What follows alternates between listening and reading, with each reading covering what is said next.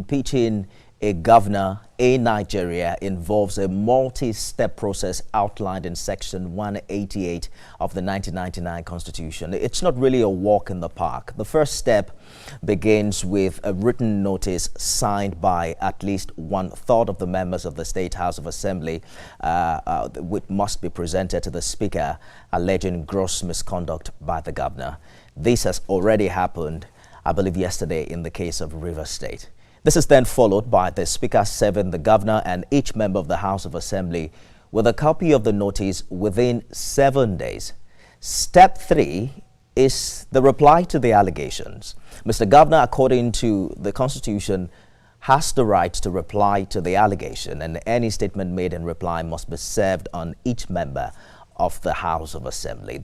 This step is followed by a resolution to investigate. So within 14 days, the House of Assembly must resolve by motion without debate whether to investigate the allegation, requiring a 2/3 majority. If the motion passes, the Chief Judge of the state must appoint a panel of 7 persons considered of unquestionable integrity to investigate the allegation, and that also must happen within 7 days. The panel must then report its findings to the House of Assembly within 3 months, and the governor has the right to defend himself. If the panel finds Mr. Governor guilty, the House of Assembly must consider the report, adopt it by a 2/3 majority within 14 days. Now, if that report is adopted, the governor shall be removed from office immediately. That's step 8. So it's a long process from step 1 to step 8. And the big question is whether or not all the conditions needed, will come easy for the Martin Amaewhule House of Assembly. Since 1999, about 6 governors have been impeached. 5 of the impeachments were later reversed by the court.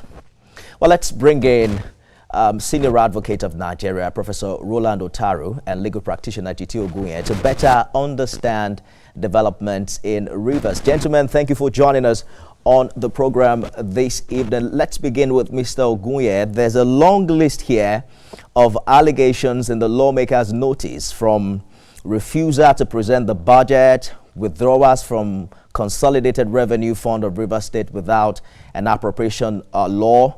There are issues surrounding the appointment of persons without screening and confirmation, and also non-payment of allowance to lawmakers, among others. Do these allegations align with the provisions of Section 188? Let's begin from there, Mr. Ogunye. Thank you for inviting me.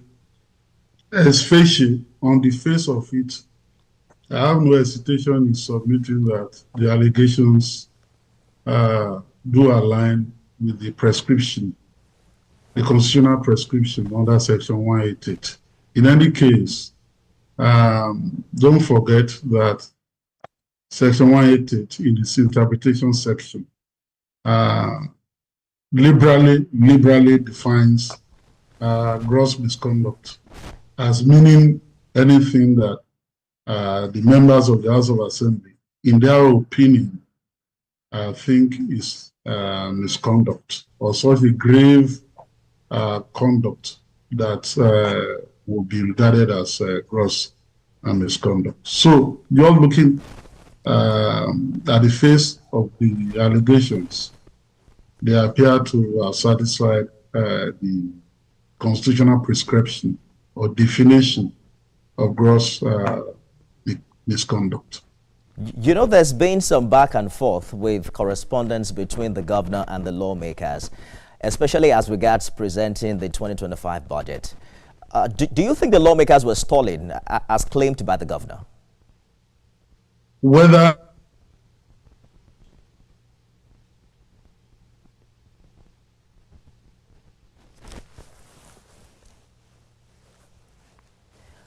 we'll get back to Mr. Ogunye while we work on that connection. Let's bring in Senior Advocate of Nigeria, Professor Roland Otaru. Professor Otaru, thanks for joining us on the program this evening. I want to hear your thoughts as regards what you make of developments in Rivers with the back and forth with correspondence between Mr. Governor and the lawmakers, saying that they have now kick-started the process of impeachment. Would you say they had been stalling all the while? Because we've seen 2 letters and 1 physical visit by Mr. Governor himself. Hello, I didn't get that. The line was frozen for some moments. All right. We lost connection with you, Mr. Ogunye, for a while. If you can hear me now, Yes, I can hear you. Yes, I'm asking if you think the lawmakers were stalling, saying that they have now enacted an impeachment process against the governor. Whether they were stalling or what? Whether they were stalling not to have received the governor's presentation of the 2025 budget. Okay, let me just say generally, and I'll be specific. I think that following the Supreme Court's judgment, the parties, including the lawmakers, the parties to the dispute, need not play God. I honestly believe that both parties should have returned to the path charted earlier by the presidential intervention for the resolution of the conflict. That's my sincere opinion. What the lawmakers appear to be doing is that now that the Supreme Court has, by its decision, clarified the position, it appears that they are using their newfound legitimacy to revisit the wrongs, quote unquote, that the governor had done. I think that that's not the path to peace, quite frankly. When the governor communicated with them, albeit the communication was in the public domain, perhaps again because the governor I feel that if he had just merely submitted a letter without publicizing the letter in the open, the assembly men, including the speaker, might feign ignorance of such communication.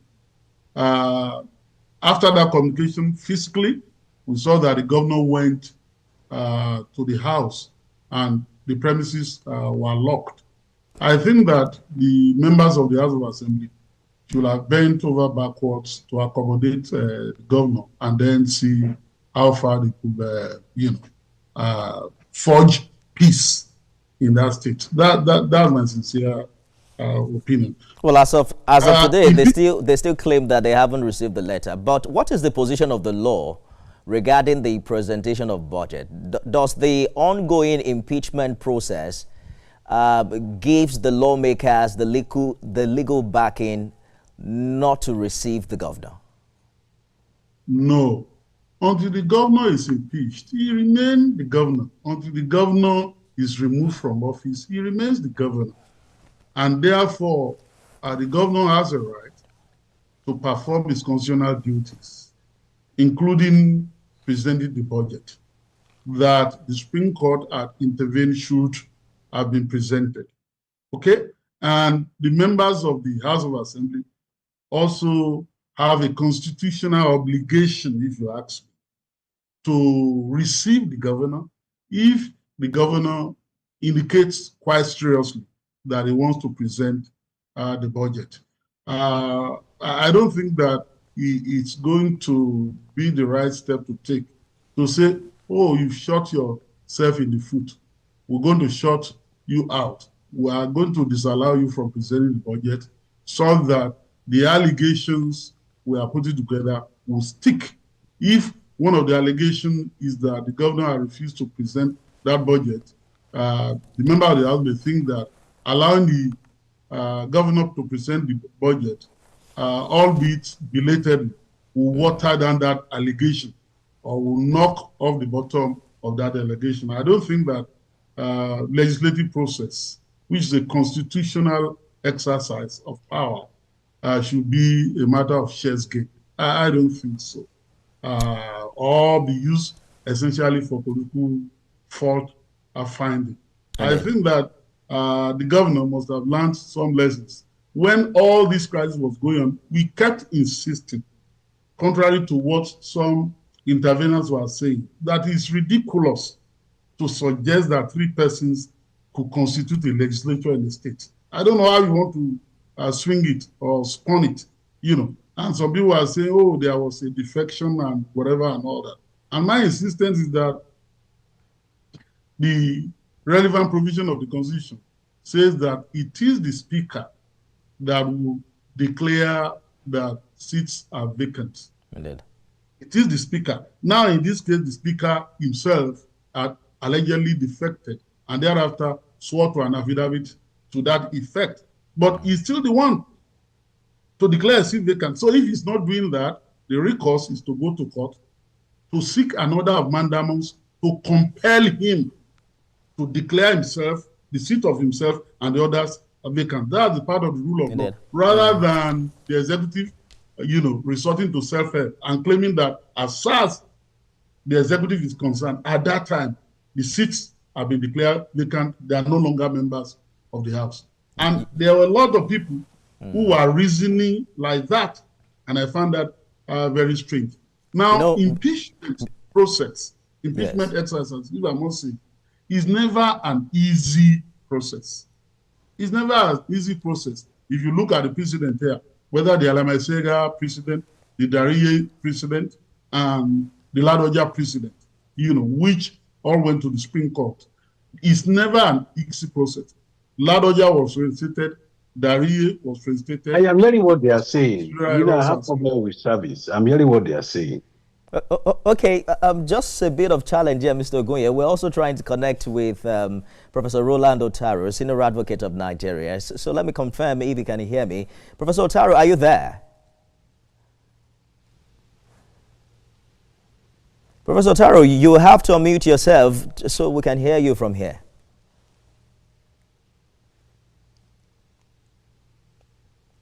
All right. We'll keep working on that connection.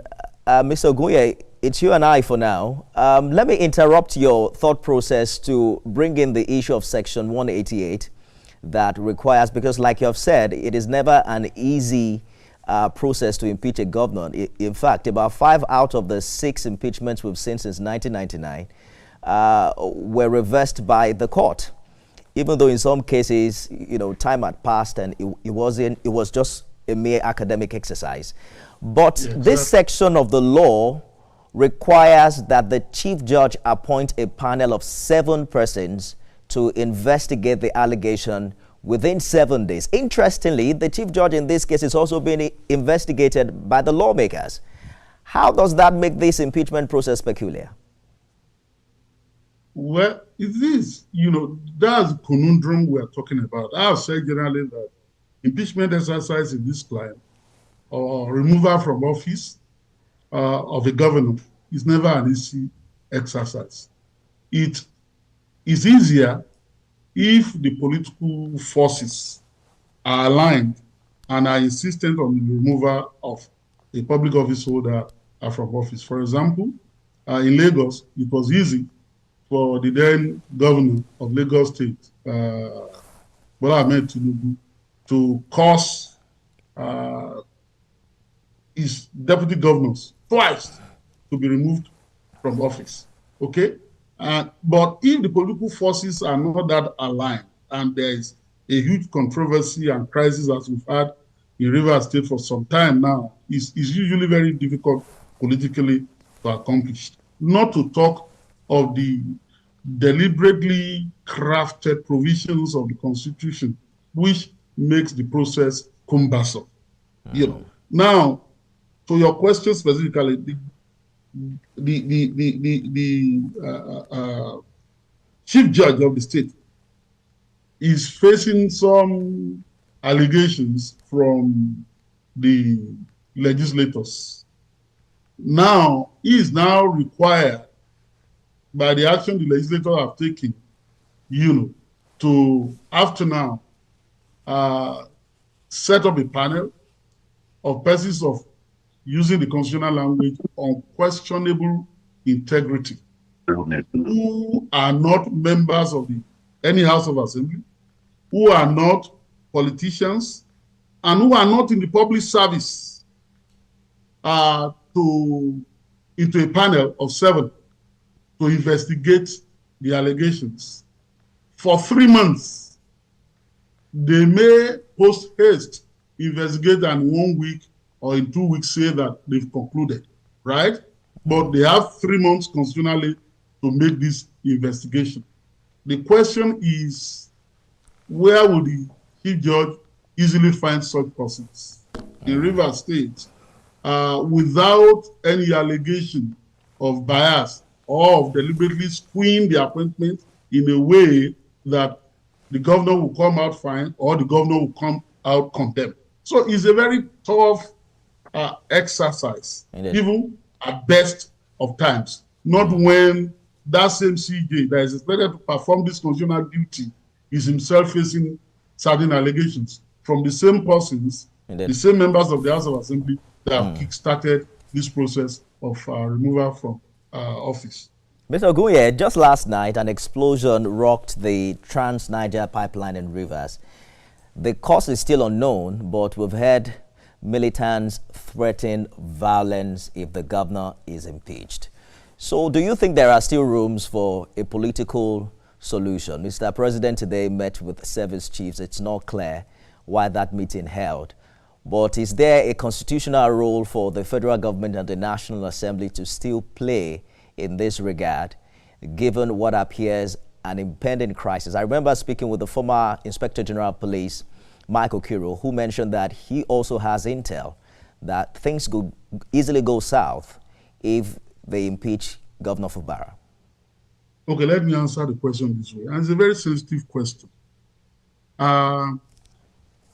Constitutional duty must not be run away from just because there are fears that certain persons may cause violence. Once that happens, it means that those who are elected to discharge the functions of their office without fear or favor, affection or ill will can no longer do so because of fear of the unknown, the fear of those who may, use violence to overwhelm the system and dissuade the authorities, those who are constitutionally empowered to act in one way or the other, from acting. So generally, I believe that regardless of whether the heaven is going to fall down tomorrow or not, if it is meritorious, if the exercise is good for Rivers State, it should be embarked upon, But I must say that those who are saying now, I believe, that, this is just the tip of the iceberg, violence is going to erupt in Rivers State, we've told you so, in self-justification of their forecast, shouldn't be celebrated. I hate the idea of a political process, a civil process, being taken over by violence. So there's a political crisis in Rivers State right now. Yeah. So oil pipelines are being blown up. So what's the connection? What's the nexus? So is Rivers State the owners of the oil pipelines? No. So what's the issue? I don't see the reason why we should celebrate violence just because we do not want, the political crisis to escalate. I get your point, Mr. Ogunye. However, finally, yes. And I'm in this point. When the president intervened the last time, and some of our colleagues and people were saying that the president had no such constitutional rule, I reason differently. So, if you ask me whether that political solution could still be found, without hesitation, I will tell you that it could still be found. Only recently, the president did something regarding Lagos State House of Assembly. Okay? So, regardless of the fact that Rivers State, the party in power is not the president party, the president should, and I'm making this open recommendation, return to that matter, call the parties and say, look, this is the path we've agreed on before. Why did you resile from that path? Why did you go back to Rivers State and say, we can't work with that? So it's still a workable path. Can we return to that? Governor, you are not going to be impeached. You'll be given some guarantees, but members of the House of Assembly right will be restored. They will perform their duties. They will screen commissioner afresh. They will receive, proposed budget so that they can consider it, and so on and so forth. And then that path will be there. And if anybody then wants to remove the governor, eventually, 2027 is not too far away. I think that that's just the path to the resolution of the crisis. A good place to leave it, Mr. Ogunye. You mentioned that removing Governor Fubara won't come easy, given the experiences we've had in the past. The question of how do they navigate the position of the chief judge, who appears to be loyal to the incumbent governor. We see how it all plays out, especially your suggestion of Mr. President's intervention once again. Legal practitioner Jite Ogunye, it's always a pleasure having you on the program. Thank you for joining us. Yeah, thank you so much. That's our show today, everyone. You can watch it again at midnight and at 6 a.m. tomorrow. I am Nifemi Oguntoye.